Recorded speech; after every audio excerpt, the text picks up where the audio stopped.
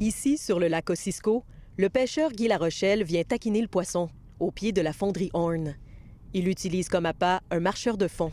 Ça, c'est une bonne méthode pour le doré. Le gouvernement recommande de ne pas manger plus de 2 repas de doré par mois provenant de ce lac, contrairement aux autres lacs de la région.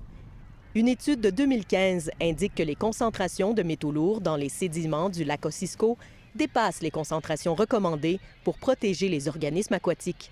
C'est un résidu qui ressemble à une poussière noire qui est très, très soluble dans l'eau.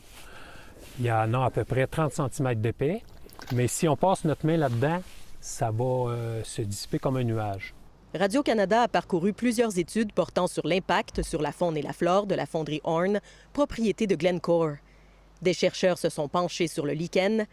L'étude démontre que l'accumulation des métaux lourds dans le lichen est en cours et non seulement le résultat du passé.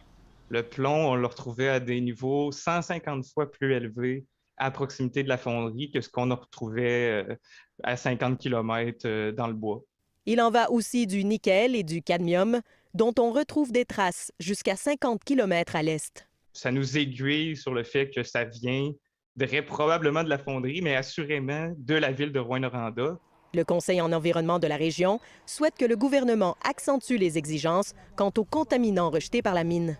Elle est seulement normée au niveau de l'arsenic, mais pour tous les autres contaminants, métaux lourds et pour les terres rares, il n'y a actuellement rien qui n'est prévu et ça ne fait pas partie du réseau de surveillance. En 45 ans, Yves et ses partenaires de chasse ont tué 45 bêtes. Ça, c'est vous, là? Oui. Et ce sont eux qui éviscèrent leur proie. Quand le fouet a des petites taches blanches dessus, là, on le laisse là. Quand il n'y a pas de taches blanches, on l'emmène pour le mange. Au Québec, il n'est pas recommandé de manger les abats d'orignal, reconnus pour être contaminés au cadmium. Selon une étude réalisée en 2013, les orignaux dans un rayon de 50 km autour de la fonderie ont des concentrations beaucoup plus élevées de cadmium dans les reins que les autres cervidés ailleurs au Québec et même dans le monde. Les rejets passés de la fonderie sont suspectés d'en être l'origine.